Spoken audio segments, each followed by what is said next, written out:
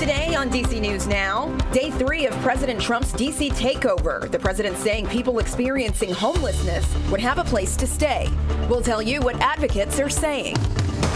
All I heard was just like a lady scream, like a loud scream, and I looked down and I saw a kid laying down on the ground. A child is in the hospital with life-threatening injuries after falling from a 6th-floor balcony. There's a risk for storms on your Wednesday. Meteorologist Scott Sumner is tracking your forecast. And a tech company is making sure your mail doesn't go missing. How a DC-based tech company is using artificial intelligence to help. And later, an undercover crackdown in Northern Virginia, the latest push to stop underage vape shop sales.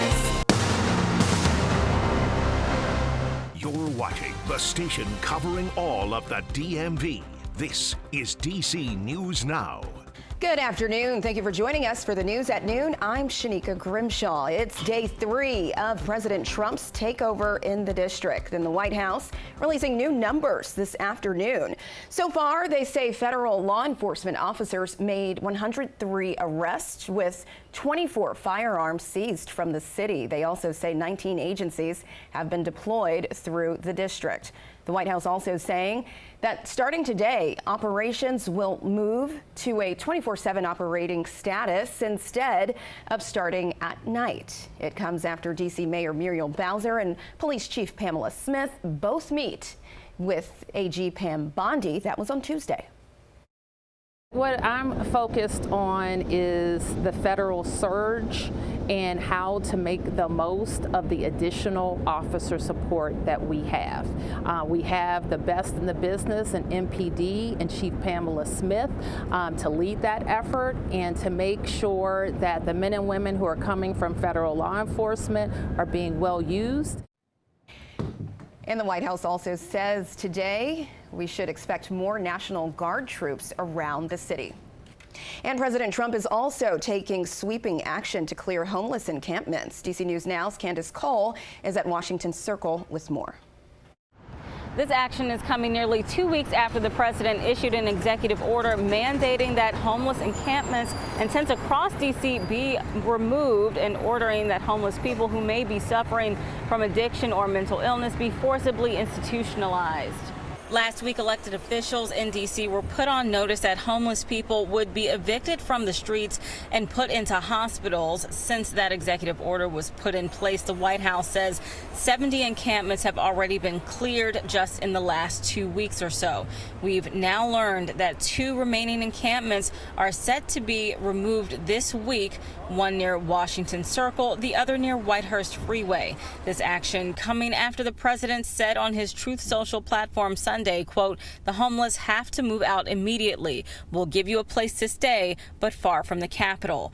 One man told us he prefers being on the street because conditions inside the shelters are so terrible. It's like hell on the other side of hell. The shelter, people go through your pockets and lift you off at night, steal everything from you. I was somewhere, living somewhere.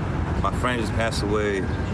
So I'm saying, now I'm homeless. I've been just trying to find work. If they come here and take this away from me, I'm saying I'm gonna be messed up. I'm saying I ain't got nowhere to go. Now, anyone found not to be in compliance with these removal efforts, which is being headed up by the U.S. Park Police and MPD, could face fines or jail time. But the overarching question here is, where are these people going to go?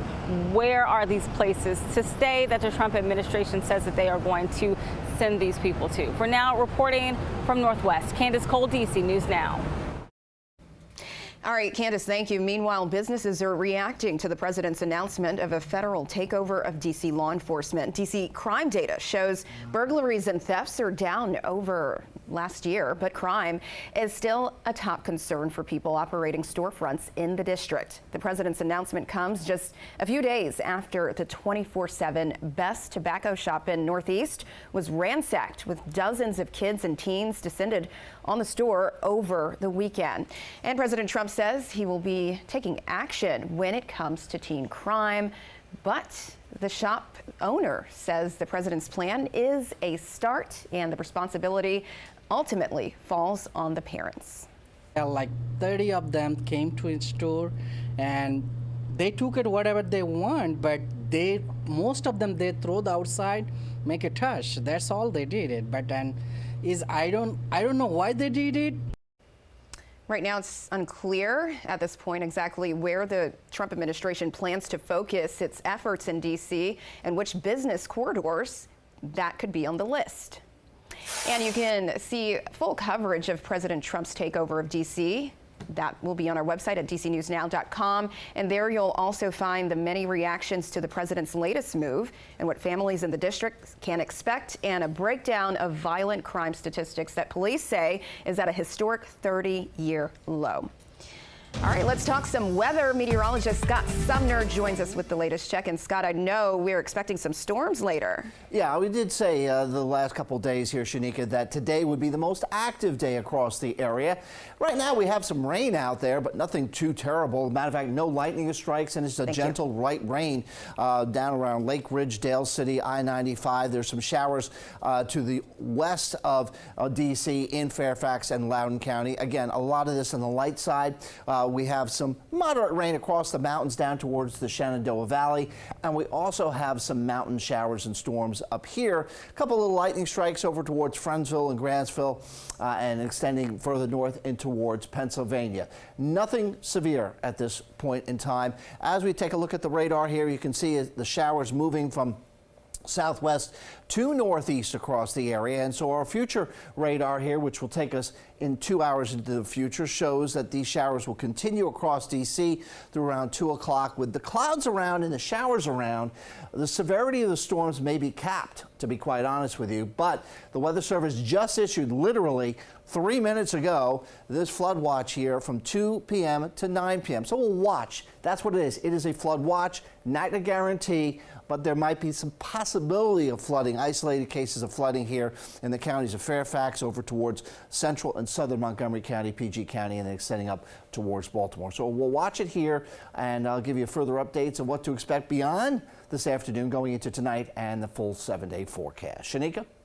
Sounds good, Scott. Thank you. All right, it's now 12:07 in Virginia. A crash this morning involving multiple vehicles caused a major backup on I-95. You can see it here. It happened at around 7 this morning, and the pileup blocked several lanes in Prince William County. Right now, there's no word on any injuries. And in Maryland, a toddler remains in the hospital after falling from a balcony. This happening yesterday afternoon in College Park. And firefighters tell us the child fell from the 6th floor at the Seven Springs apartment building on Cherry Hill Road. The boy was flown to the hospital, and neighbors telling us they were shocked and are now advising kids to just be more careful. Sad. It's hurting. You know, it hurt my heart. I do think that people aren't very careful here. I think that if we live up in balconies, we should definitely be extra more careful, especially with little kids. Now, this case is under investigation as police try to figure out how this all happened. And the Justice Department accuses George Washington University of showing deliberate indifference towards anti-Semitism on campus. The DOJ issued a report on Tuesday criticizing the school.